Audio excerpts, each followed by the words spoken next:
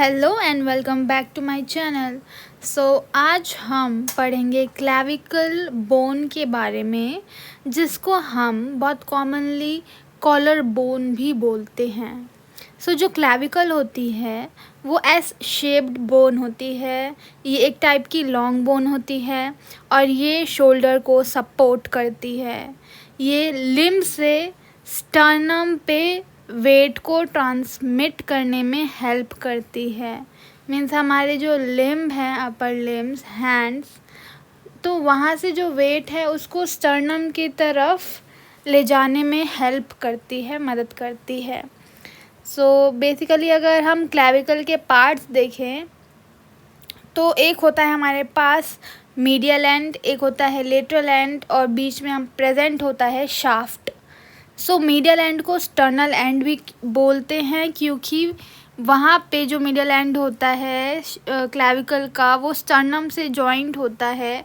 और lateral side, अगर हम लेटरल एंड की बात करें तो जो लेटरल एंड है क्लैविकल का वो एक्रोमियल प्रोसेस से आर्टिकुलेट करता है, इसलिए उसको एक्रोमियल एंड भी बोलते हैं।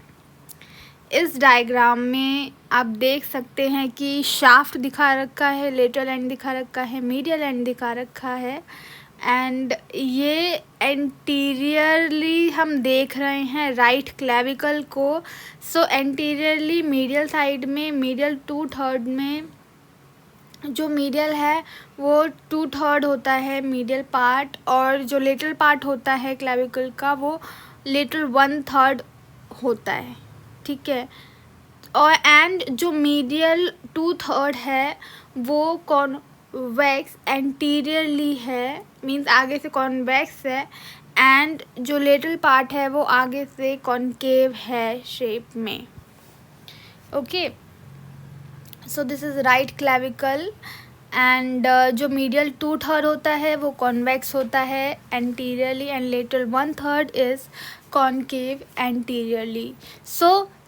एंड इस डायग्राम में सुपीरियर एस्पेक्ट दिखा रखा है, मीन्स ऊपर के साइड से अगर आप क्लैविकल को देखते हैं तो क्या दिखेगा आपको? स्टर्नल एंड दिखाई देगा, एक्रोमियल एंड दिखाई देगा, एंड इन्फीरियर एस्पेक्ट में आपको कुछ चीज़ें दिखाई देती हैं जो कि आप इस पिक्चर में देख सकते हैं।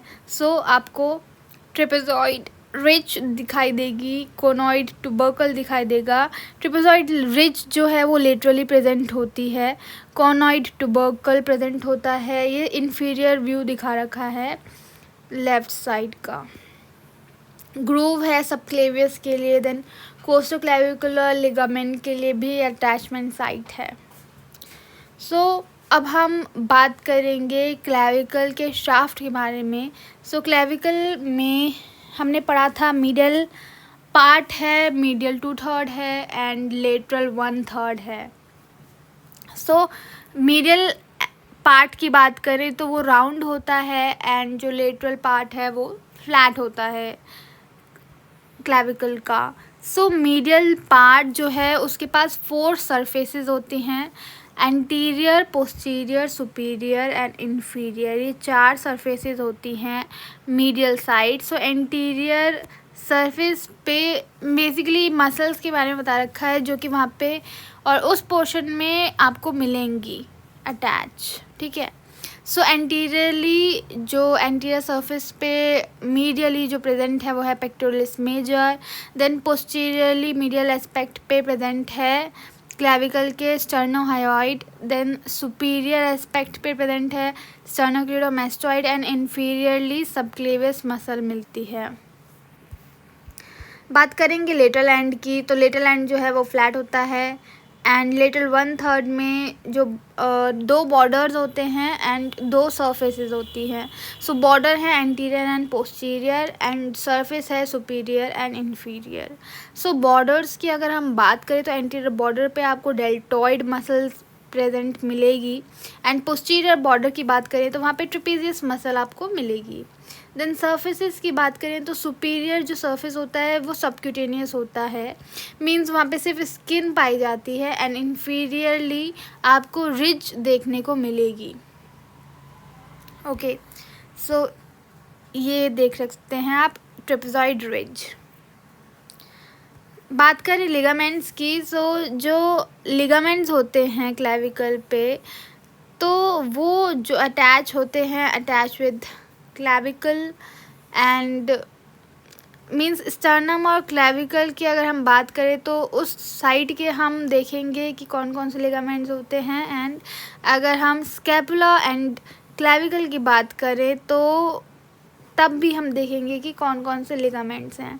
सो अभी हम स्टर्नम एंड क्लेविकल की बात करते हैं तो इंटरक्लेविकुलर लिगामेंट प्रेजेंट होता है, एंटीरियर स्टर्नोक्लेविकुलर लिगामेंट प्रेजेंट होता है दोनों side. Then posterior sternoclavicular ligament होते हैं दो। देन कोस्टोक्लेविकुलर लिगामेंट भी प्रेजेंट होते हैं। ये कोस्टोक्लेविकुलर लिगामेंट जो है वो रिब एंड क्लेविकल से कनेक्ट होता है। सो ये दोनों साइड प्रेजेंट होते हैं आपके लेफ़्ट भी एंड राइट भी। एंड स्कैपुला एंड क्लेविकल की अगर हम बात करें तो उसमें भी 3 लिगामेंट्स पाए जाते हैं। First is acromioclavicular ligament जो एक्रोमियम प्रोसेस से क्लेविकल तक जाता है वो ligament. Then conoid ligament and trapezoid ligament जो इन्फीरियरली आपको मिलेंगे। देन ऑसिफिकेशन सेंटर्स की अगर हम बात करें क्लेविकल के, सो क्लेविकल के पास 2 प्राइमरी सेंटर्स होते हैं एंड 1 सेकेंडरी सेंटर्स होता है। सो प्राइमरी सेंटर्स जो हैं वो रिस्पॉन्सिबल होते हैं मीडियल और लेटरल एंड को फॉर्म करने के लिए, बनाने के लिए ये रिस्पॉन्सिबल होते हैं। अगर सेकेंडरी सेंटर्स की हम बात करें तो ये दोनों एंड्स जो हैं क्लेविकल के, मीडियल और लेटरल एंड जो है उसको अटैच करने में या जोड़ने में हेल्प करता है सेकेंडरी सेंटर्स जो है ऑसिफिकेशन का वो। सो अब हम पेक्युलैरिटीज़ की बात करें। सो पेक्युलैरिटीज़ मीन्स ऐसी चीज़ें जो इस बोन को बाकी बोन से डिफरेंट बनाती हैं। सो उस चीज़ को बोल रहे हैं पेक्युलैरिटीज़ ऑफ क्लेविकल। सो ये एक ऐसी बोन होती है जो कि हॉरिजॉन्टली लाई करती है as compare to other bones जो कि मोस्टली वर्टिकली आपको मिलेंगी। ये सबक्यूटेनियस होती है। सो मीन्स इसका मतलब है कि ये एक ऐसी बोन है जो आपको स्किन के नीचे मिलती है और पाई जाती है, ठीक है। बाकी बोन्स थोड़ी डीप में होती हैं। It is the first bone to start ossifying, और ये पहली ऐसी बोन होती है जिसमें ऑसिफिकेशन शुरू होता है। मीन्स जो एपिफिजियल कार्टिलेज है वो जुड़ना शुरू हो जाता है, ठीक है। सबसे पहले इस बोन में होता है, इस हड्डी में होता है। ये ऐसी लॉन्ग बोन है जो मेम्ब्रेन में ऑसिफाई करती है, ठीक है। मेम्ब्रेन में इसकी ऑसिफिकेशन होती है, मेम्ब्रेन में ही ये ठोस बनती है, मजबूत बनती है। इसमें मेडुलरी कैविटी मीन्स बोन के अंदर जो कैविटी होती है शाफ्ट में उसको मेडुलरी बोलते हैं, मेडुलरी कैविटी। एंड इसमें ये हो भी सकती है और नहीं भी हो सकती है। एंड ये क्या होता है कि कभी कभी सब सुप्रा क्लेविकुलर जो नर्व है वो इसको मीन्स बोन को पियर्स करते हुए, मीन्स बोन में होल बनाते हुए वहाँ से निकलती है। सो ये कभी कभी ऐसा भी होता है। सो आगे बढ़ते हैं, क्लिनिकल अनाटमी की बात करते हैं। सो कॉमनली जो ये फ्रैक्चर होता है क्लेविकल का वो जब हम गिरते हैं खुले हाथ में, जब हम गिरते हैं fall on outstretched hand.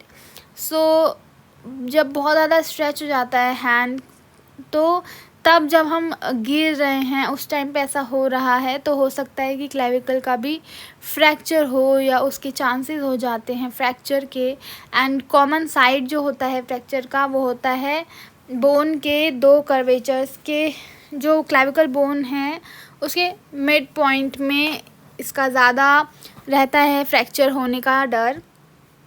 And जो लेटरल फ्रैगमेंट होता है वो नीचे की तरफ जो है डिस्प्लेस होता है, मीन्स नीचे की तरफ जाता है, और मीडियल एंड ऊपर की तरफ जाता है क्योंकि मीडियली जो स्टर्नोक्लेडोमास्टॉइड है वो उस मीडियल पार्ट को और मीडियल पोर्शन को ऊपर की तरफ खींचती है। एंड लेटरली जो पेक्टोरलिस मेजर है लेटरल एंड से कनेक्टेड वो उसको नीचे की तरफ को खींचती है डाउनवर्ड। अब क्लीडोक्रेनियल डिसॉस्टोसिस की बात करें। सो इसमें क्या होता है कि क्लेविकल जो है वो कंजेनाइटली मतलब बचपन से, जब वो बच्चा बॉर्न हुआ है तब वो या तो ढंग से प्रेजेंट नहीं है, या तो ढंग से वो है ही नहीं, बोन इम्परफेक्ट है, और या फिर वो बोन प्रेजेंट ही नहीं है, वो हड्डी जो क्लेविकल है वो है ही नहीं बच्चे में।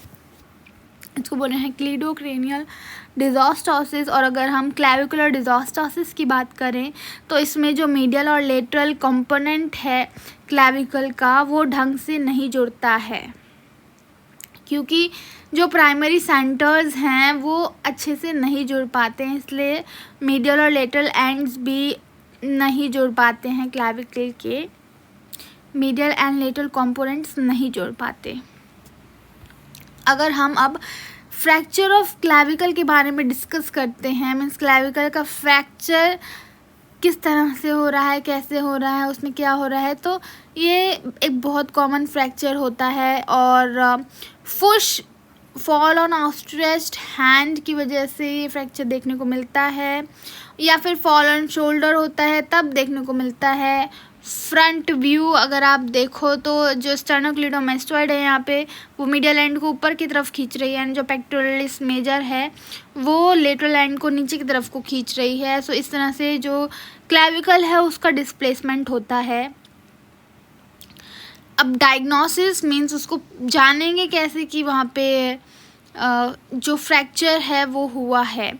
सो एक हिस्ट्री होगी कि इस तरह से चोट लगी थी या गिरे थे या एक्सीडेंट हुआ था, जिसके बाद जो है वो दर्द हुआ, वहाँ पे सूजन हो गई, वहाँ पे आवाज़ें आ रही हैं बोन्स में से अगर मूव कर रहे हैं, तो इस तरह की कंप्लेंट जो है वो जो पेशेंट है वो दे सकता है।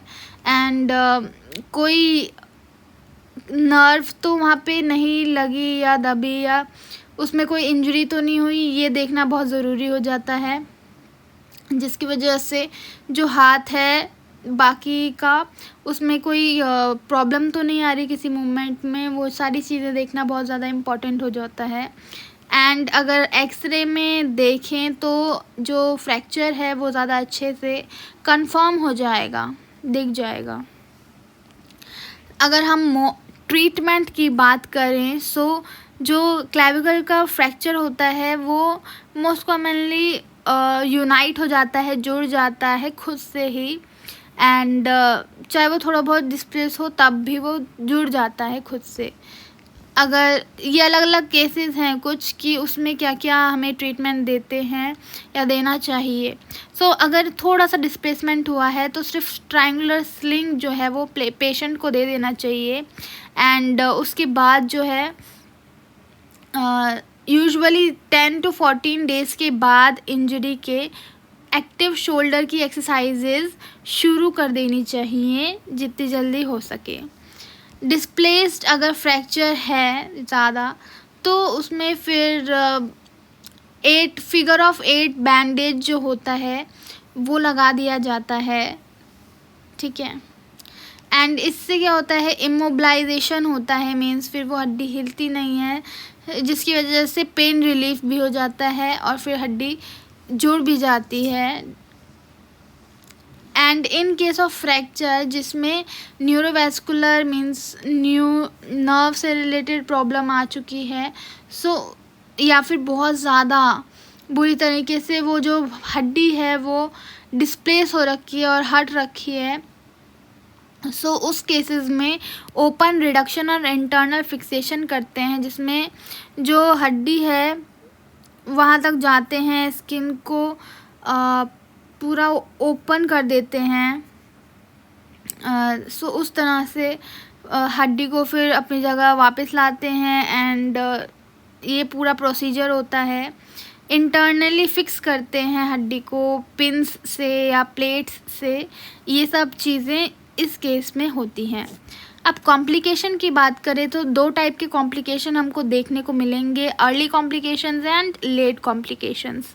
अर्ली कॉम्प्लिकेशंस में हो सकता है कि फ्रैक्चर फ्रैगमेंट जो है, ठीक है, क्लेविकल के जो फ्रैक्चर फ्रैगमेंट्स हैं, मतलब फ्रैक्चर वाले टुकड़े जो हैं वो इंजर कर सकते हैं, नुकसान पहुंचा सकते हैं सबक्लेवियन वेसल्स का और ब्रेकियल प्लेक्सिस का। एंड लेट कॉम्प्लिकेशंस की बात करें तो शोल्डर में स्टिफनेस हो जाती है, कंधा जाम हो जाता है, जो कि बूढ़े लोगों में बहुत ज़्यादा कॉमनली पाया जाता है। एंड मैल यूनियन और नॉन यूनियन की बात करें तो ढंग से हड्डी जुड़ती नहीं है और ऐसा बहुत ही रेयर होता है, मीन्स नामात्र होता है, बहुत मुश्किल से ऐसा होगा। ज़्यादातर कंधा जाम थोड़ा बहुत हो सकता है या कंधे में स्टिफनेस हो सकती है। सो इस तरह से ये हमने पढ़ा क्लैविकल के बारे में, उसके ट्रीटमेंट के बारे में, उसके डायग्नोसिस कैसे करना है, फ्रैक्चर किस तरह से हो रहा है क्लैविकल का, उसमें कैसे डिस्प्लेसमेंट्स हो रही हैं, क्लैविकुलर डिसॉस्टोसिस क्या होता है, क्रीडोक्रेनियल डिसॉस्टोसिस क्या होता है, ये सब हमने इस वीडियो में कवर किया। Clinical anatomy of clavicle, peculiarities of clavicle. So I hope आपको ये वीडियो पसंद आया होगा। पसंद आया तो मेरे चैनल को सब्सक्राइब करें एंड वीडियो को लाइक करना मत भूलिएगा। कोई भी क्वेरी है या क्वेश्चन है सो कमेंट बॉक्स में लिखना मत भूलिएगा। एंड बाकी अगर आपको हैंडबुक जनरल एनाटमी की उसमें चैप्टर वाइज समरी और चैप्टर एक्सप्लेनेशंस चाहिए तो मेरी प्रीवियस जो मैंने वीडियोस बना रखी हैं उनको ज़रूर देखिए। Thank you so much for watching my video. Take care. Bye bye.